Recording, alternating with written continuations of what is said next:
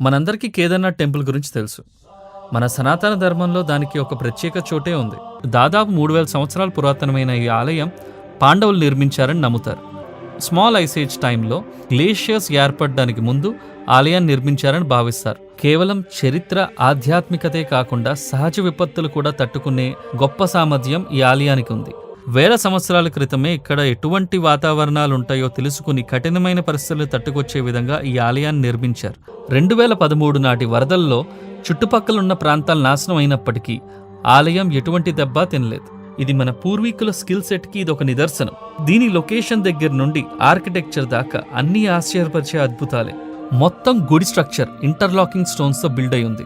Motor లాంటి binding materials లేకుండా నిర్మించారు. ఎక్కడెక్కడి నుండో వచ్చే భక్తులు ఈ చల్లని గృహలో జ్యోతిర్లింగాన్ని దర్శించుకుని ఓం నమః శివాయ అనే దివ్య మంత్రాన్ని జపించి తమ మనసుల్లో ప్రశాంతత నింపుకుంటారు.